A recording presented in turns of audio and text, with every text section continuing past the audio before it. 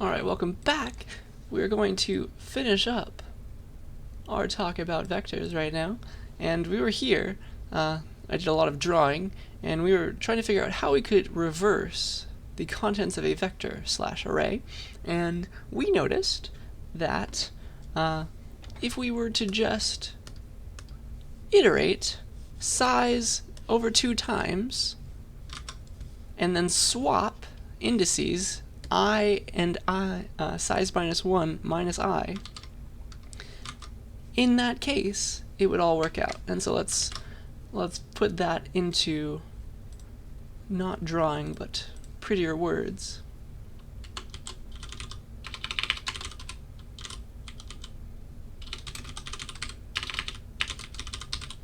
So here's the strategy.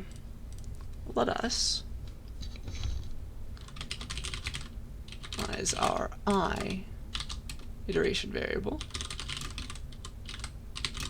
to 0, and then we'll iterate through. We'll iterate size divided by 2 times, and we'll do the following. Swap indices I and size minus 1 minus I. Okay? And this will work no matter whether the vector / array was of odd or even length. We get away with it. We're going to decide to not do the swapping of an element with itself, the very middle element, but this is what'll work. The integer division by 2 of the size will get us how many times we need to actually swap things. Boop, boop. 4 divided by 2, 5 divided by 2. Okay? So that means our I should never become 2. It should always be less than that, because we want to swap when I is 0, swap when I is 1, swap when I is 0, swap when I is 1 in these cases, but it's less than 2. So iterate, add 1 to I, so long as I, maybe we'll do it over here, I is less than size over 2. Alright, hopefully that made sense. Let's code it up and watch it work, and then that might solve any extra issues. Welcome to lecture 10, by the way. That's a fun number.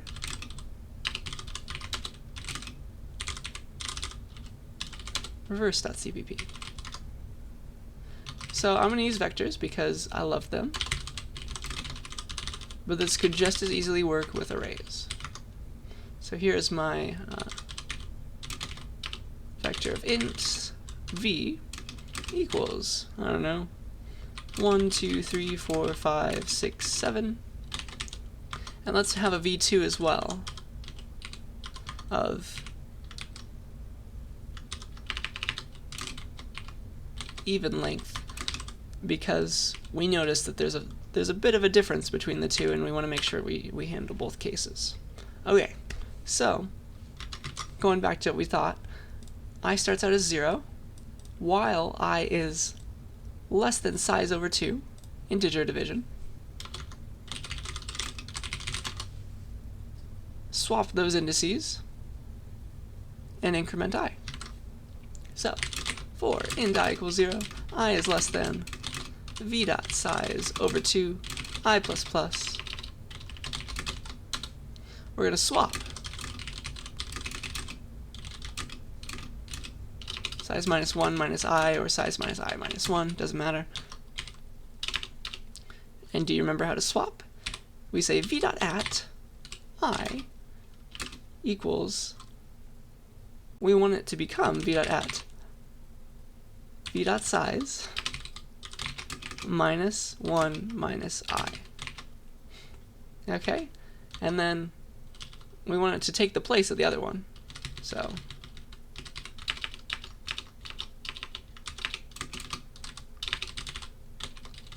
and we remember that this is incorrect at the moment because we're overwriting v dot at I. It's going to become the same as v dot size minus 1 minus I. We don't want that, so we need to save v.at_i in a temporary variable. Okay? So now we'll have the correct old one to put in right here. Okay, so go back to the part where I talked about swapping if that doesn't make any sense at all, but we have just done the thing. Let's print out our array using our fancy range-based for loop now. And print out our vector, of course. For every element in V, please print it out.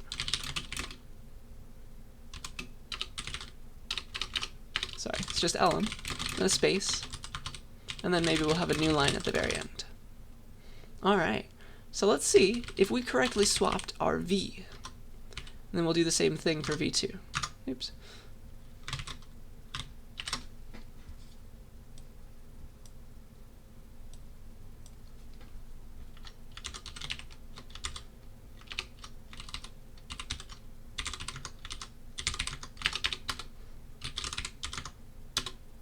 That's looking good. Look at that. That's beautiful. Okay, let's try it for V2, make sure that it works for even indices as well. And essentially, it's the same thing. Wouldn't it be nice if we could just copy this and have it in one place? Make it a function. We will get there in due time. Put another line in between. So now I'm going to do V2 instead. So,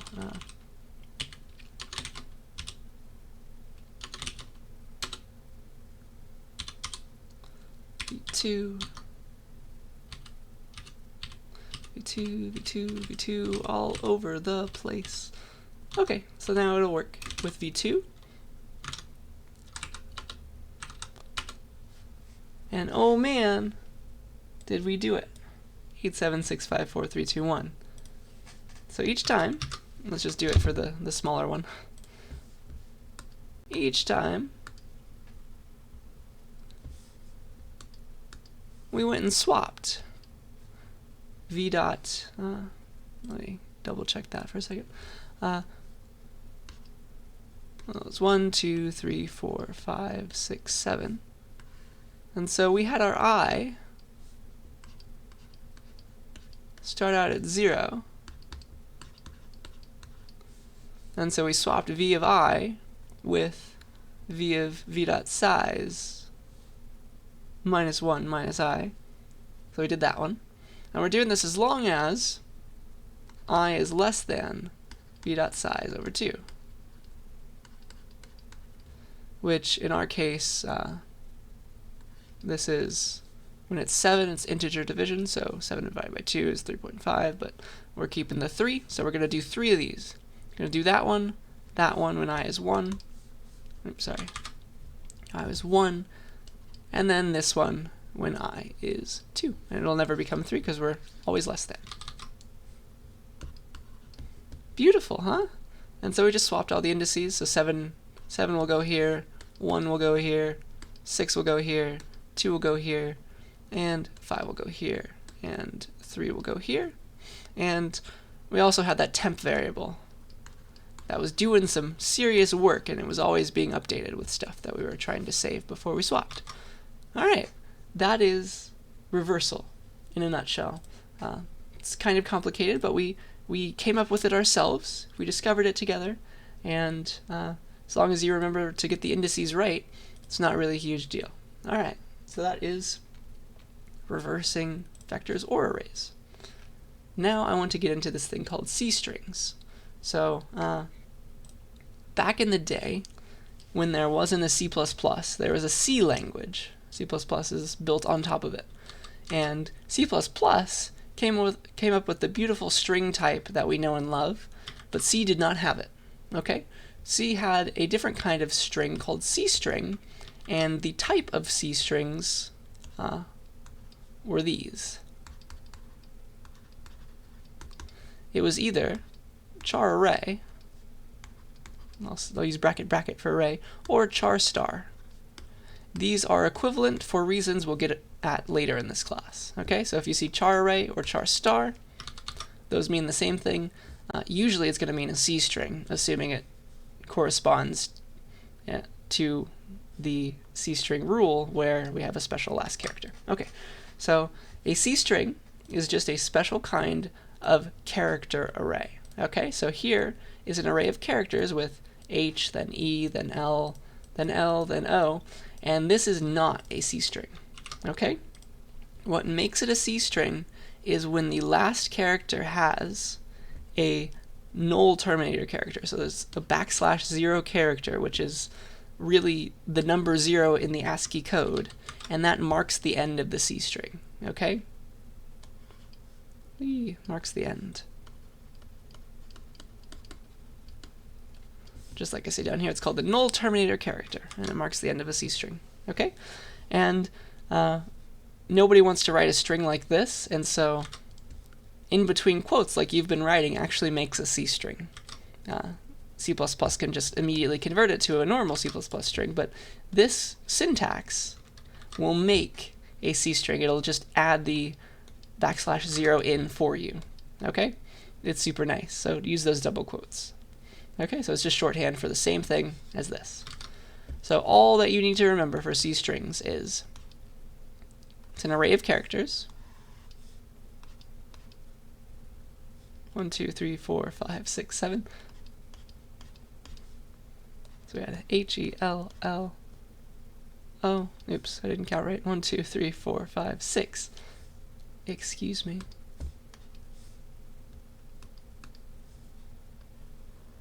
Oh, now it's green.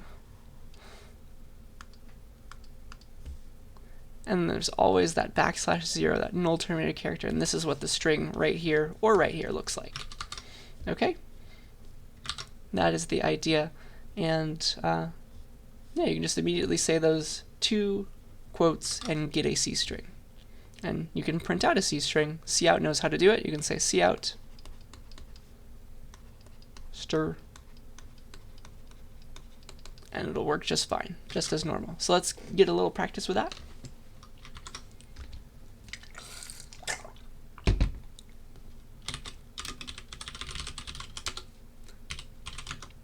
All right, let me make a character array, and let's do it the hard way.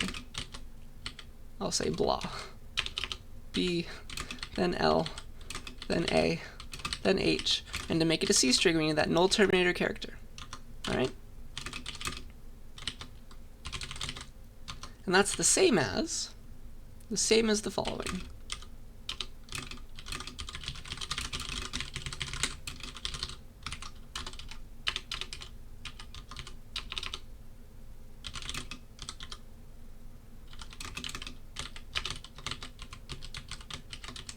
Okay, and we can print them both out.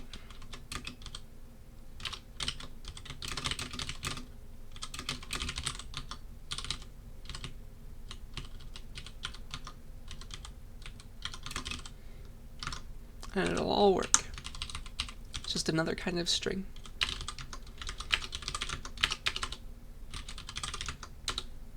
Okay, that's all.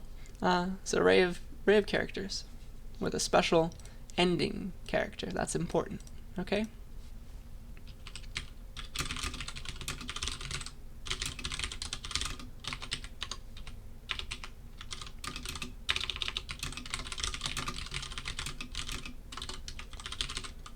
That's what it means to be a C string. And if you didn't have that, not a C stir,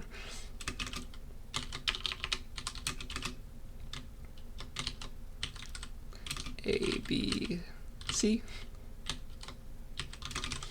If you didn't have that and you wanted to use this like a C string, and you try and go and print it out,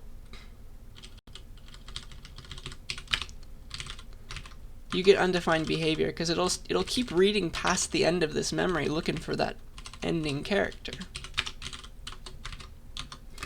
So let's see what happens to ours, because it's just going to read memory until it finds a 0. So it looks like one of our two strings, either S or S2, was placed in memory right after this array, and we were lucky enough to just read that and then find its null terminator character, and then we're all good to go. So undefined behavior. because it'll just read past until it finds a null terminator character, which is a 0 somewhere. Alright, so now you understand. Those are C strings. Let us use C strings with their library. So there's a C string library from the C language, and also cstdlib has one function as well. They are both useful. Okay, let us take a look at some of these. So I'm here still in the algorithm thing, but we can go to the C library and go to C string, wherever that is. There it is, down there. And here are all the functions that exist. Let's see. I guess I do want to do this one first. Let's do A first. It's in C standard library. Put it over there. So A to I will convert a string, a C string, to an integer, which is nice. So here's an example of how it works. And don't be afraid by that char star. It just means char array still. It means a C string. So I can say A to I of a C string, and it will convert it, if it's an int, to an int. All right? Because right now, let me show you. This is a C string. It has characters 4 and 2. Okay? It makes no sense for me to say not an int plus 1 and see out that. It doesn't really do what you expect. But I can convert that to an integer. Oops.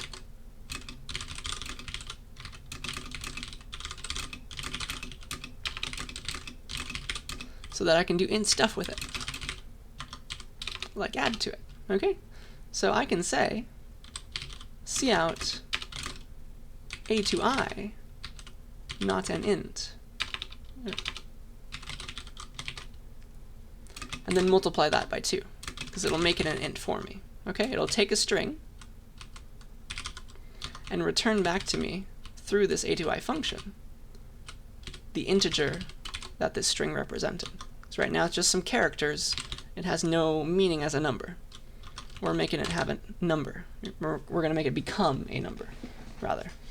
Okay. And so to use this, we need to use cstdlib. And so we should see 84 printed out to us. It converted this string into a number, because they're not the same. Okay, so we got 84. Nice. And so now you see the undefined behavior. It looks like it put something, don't know what, in between our ABC and blah. Isn't that fun? Alright, where am I going with this? So A to I is nice, but we have C strings. This is a C string library function. We also have string library functions, and that will work just as well. So you could also do, if you included the string library, you just have options.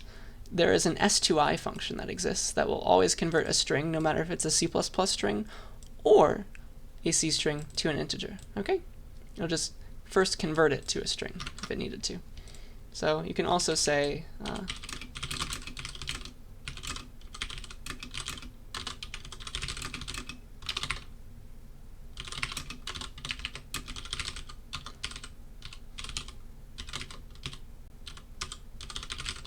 you can also say S2I.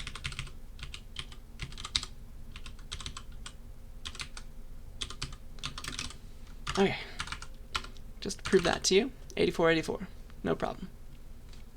And observe the undefined behavior. Alright, so that's in cstdlib, the rest is in C string. Strcat. What in the world does that mean? This adds two strings together. You got a destination, you got a source, and what it does is it appends a copy of the source string to the destination string. So you got to have extra room in your destination string. Okay? Let's do that. Where's my destination? It's the first one. So here's my C string. I'm going to make it have a lot of room, extra room. Okay, but it will initially hold the string hello. So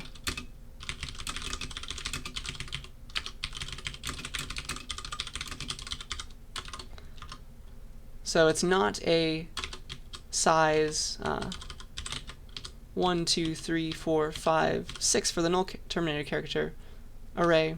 I made it have 34 extra spaces, so I got 40 up in there. All right, and so we can do now, if we include cstring, we can say stir cat. Then we give our destination. We have S3. And then our source, we can do comma world exclamation point. Yeah, and it will append it. So equivalent to C++ string S3 equals S3 plus comma space world. Okay, that's all. It's essentially the plus operation on C strings.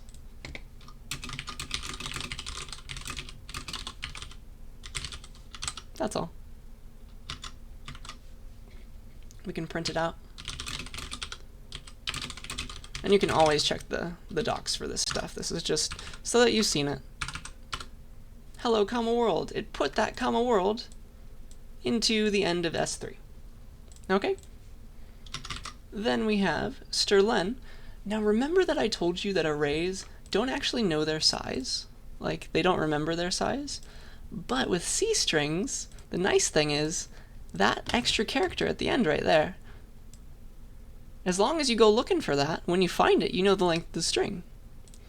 It's possible that the string was, or it's possible that the array held more things, but the string itself, we can get the size of just by looking for that \0, and that's what this library function does.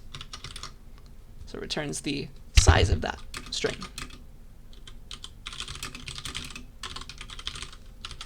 Strlen.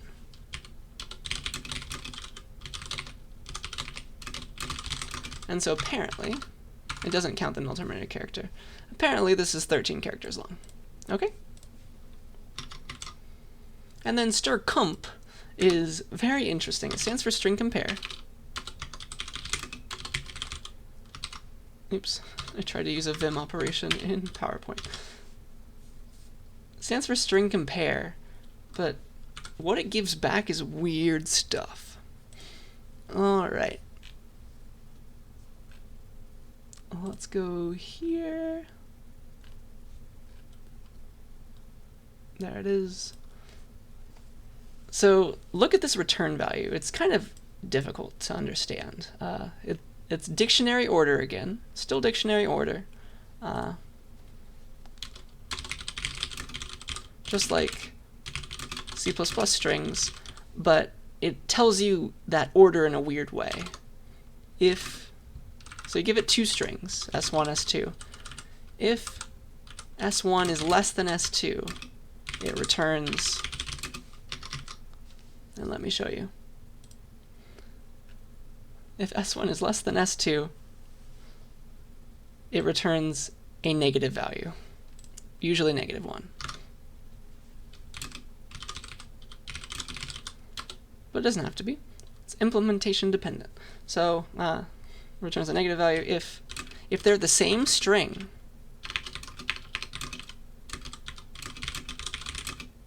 It returns 0. And then if S1 comes after S2 in the dictionary, it returns a positive value. So that is a weird thing to do, but that's just how it works. So let me show you this.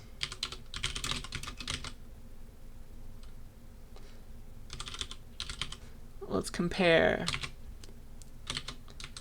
ABC with ABC, first of all. And I need my backslashes.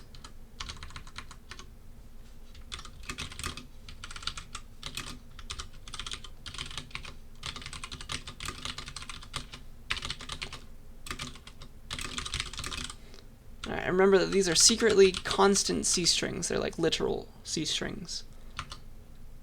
So I'm really giving it 2 C strings. They're the same though, so it should return 0. Yay. All right, how about ABC and AAC? So this one comes before ABC in the dictionary, which means that this one is too big. So it will return a positive value. It returns 1 to us. All right, and then finally, if I swap these,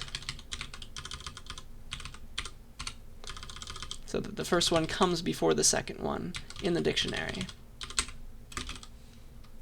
then it will return a negative value. Okay. Hopefully that makes sense. It's just weird stuff from the C library. But now you've seen it and you understand it. And remember to convert your strings if a string number is not the same as a number, because a string number is a bunch of characters. The character 4, the character 2, and you know that these aren't the same as 4 and 2. And then also that null terminator character. \0. It's a bad 0. That is better. And that's completely different from like a variable I called that holds 42. Okay, not the same. So enjoy the old picture. Okay. Why in the world am I teaching you this? There is a reason, I promise. So there's this thing called command line arguments, and it's really helpful. It's a way that like we've been missing out because we haven't been using them. Like ls uses them, g++ uses them, but we've just been running our programs like this: /prog with whatever the program's name is, and then pressing enter. But g++ lets us put more stuff after it, after the name of the program, after g++ even.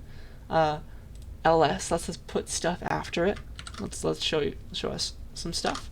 Like C strings is just C strings, but g++ it's like g++, then some stuff, then some more stuff, then a -o, then what I want it to be called. Like that's all cool. That's all useful, right? And then ls, it's not just ls. You can do ls-l to see more things, more information. And this is like you're giving stuff to ls.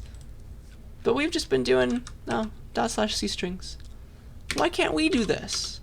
42, 43, 44, and we can. That is the answer. We totally can.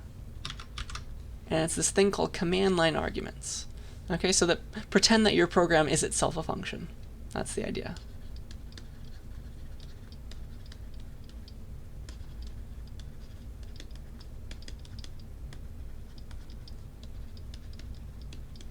And you can call it from the command line with extra stuff.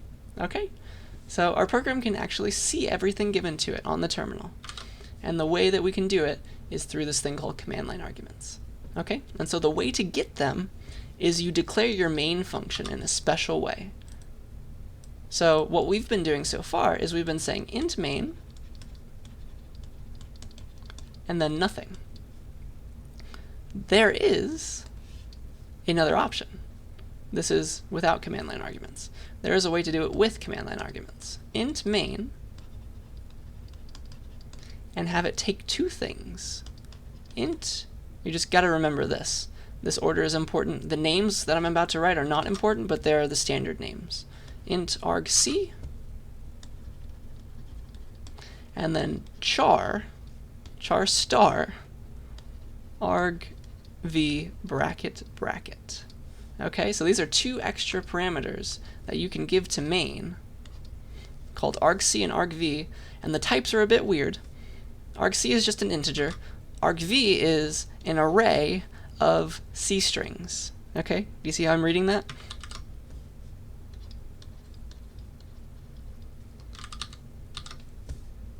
Let's see if I can help you with that. No, red please. Array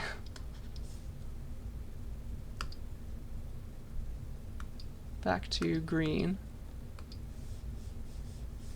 Thank you. Of, and then I'll circle char star in a different color. How about pink? That's very similar to the red, sorry. That's okay, that's okay. Purple?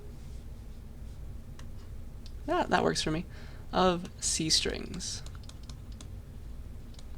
Okay, back to my normal colors. Alright. So, these two things, the terminal will give arguments to them, okay? And anything that's space separated is an argument, okay? That's the last thing that I want to write here, I think. Or no, I'll just use the next slide. So every argument is space separated. So you can put as many spaces as you want in between, and they're just separate arguments, okay? Put as many as you want.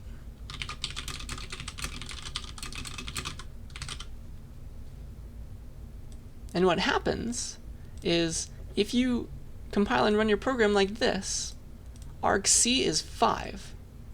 Okay? If this is how you run your program, / the name of the program, with a space, then a 1, then a space, then a 2, then some spaces and a high, then some spaces and a mom, argc will be set to 5. It's the number of space-separated words, 1, 2, 3, 4, 5. So argc will be set to 5. And then argv will be an array of all the strings that were space separated. Okay, so we'll see / prog, then 1, then 2, then high, then mom. It just contains the text of all the words. Okay, so this is all very complicated. It's new stuff, but I'm going to show it to you right now in code. cmd line args.cpp. Alright, so our main function is changing now.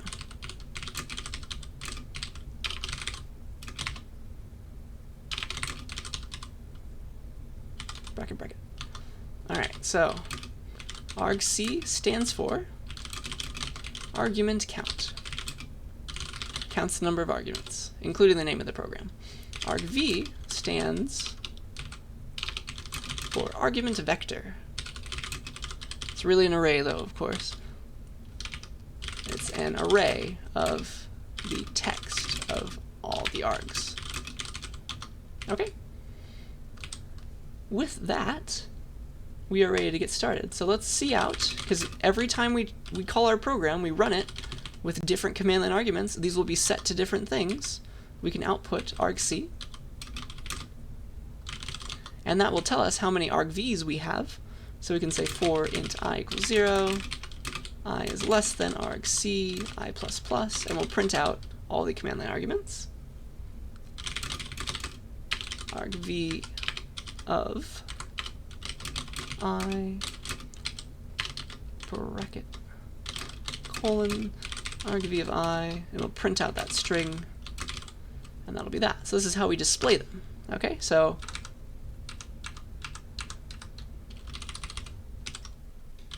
command line args, command line args. Alright, so we didn't give anything. So argc is set to 1. It's just the one program. It's space separated. There's only one thing. And then argv of 0 is / command line args. If I give it other things, 1, 2, 3, I now have 1, 2, 3, 4 command line arguments. So 4. And then they're each filled with what you expect. And I can put spaces in between all of these, or tabs even, and there's no difference. It just goes and gets rid of the spaces. Alright? And then, of course, I can say hi mom. And that'll also appear in argv4 and argv5, and now I have 6 things space separated. Okay, the name of the program is always the first thing.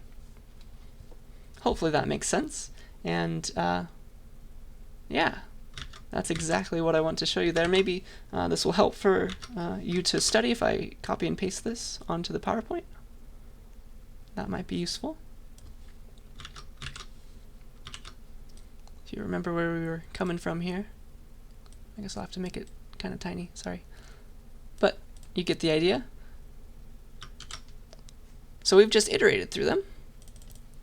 let's also use them to draw a square. Okay, so this is going to be interesting. What we're going to do is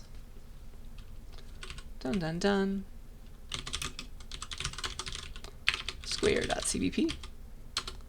Let's say like this. Let's say that we want our program to work if we say /square, or is it draw square? Sorry, I think I called it draw square. /draw square, and then the first command line argument, the 1th command line argument, if you will be the width of that square. So I'll say 5. All right, so I'm going to give one command line argument. So I want argc to be how many?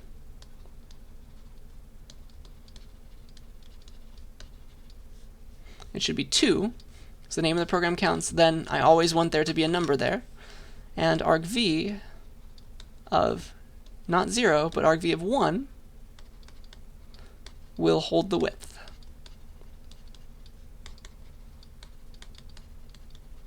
Okay? So here's how we'll do it. We'll say int main int argc char star argv bracket bracket, because it's an array of C strings.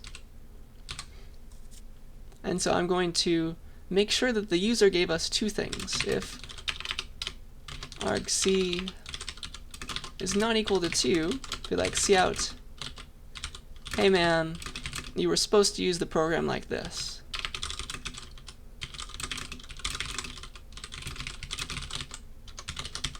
And let's spell it out.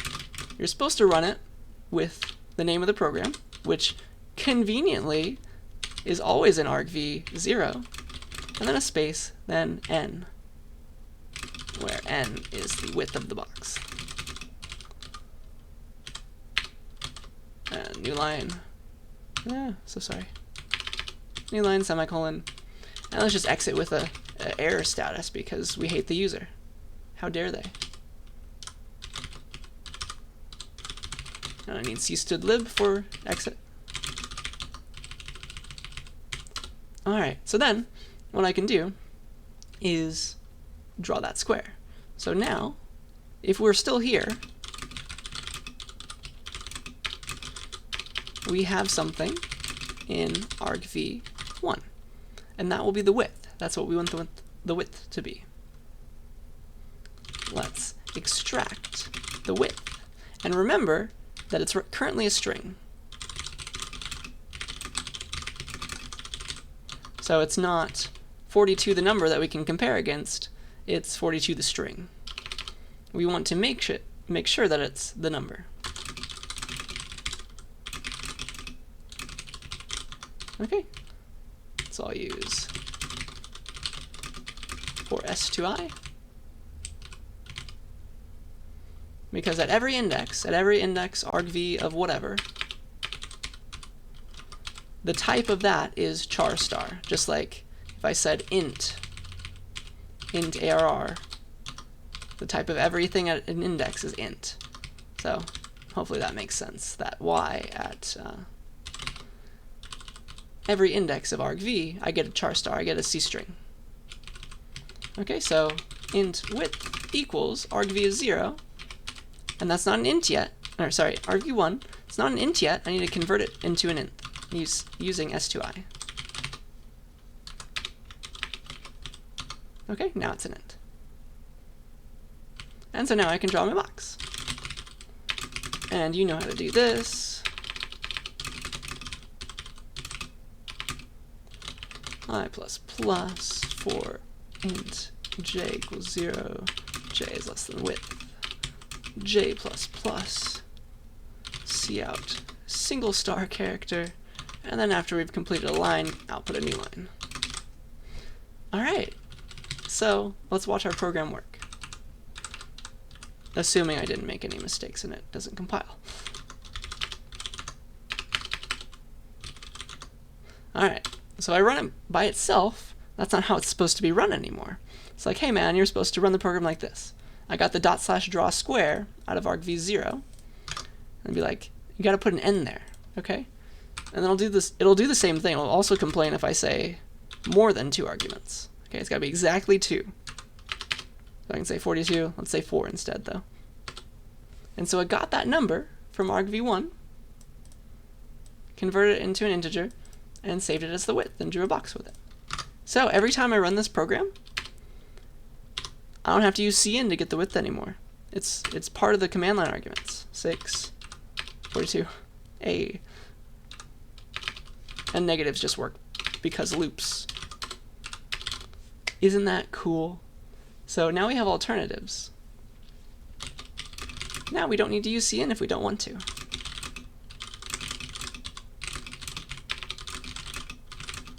We have another way of getting information from a user before the program starts.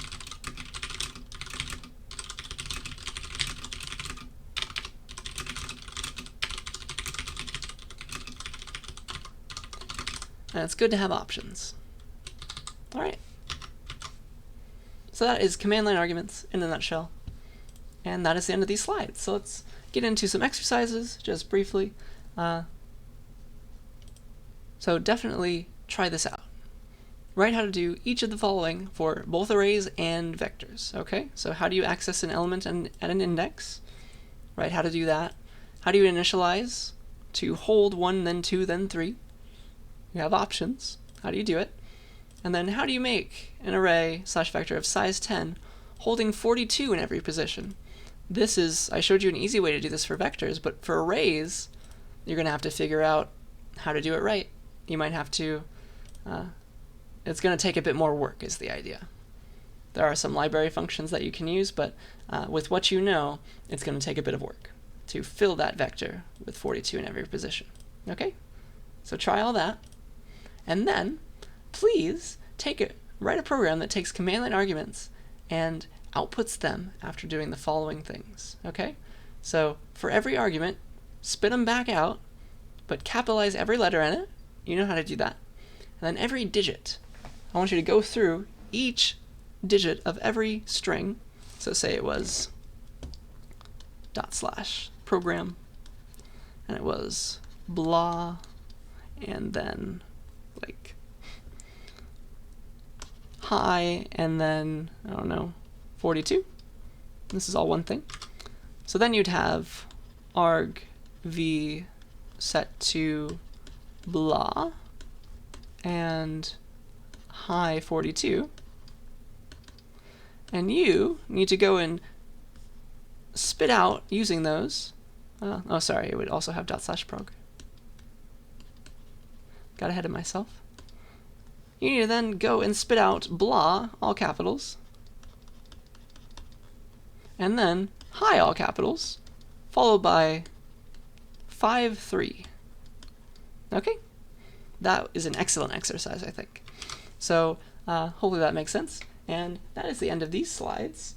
And I think that is where I want to leave us. The next slides are functions, and there is plenty of time for that. So we're going to get out early a little bit today.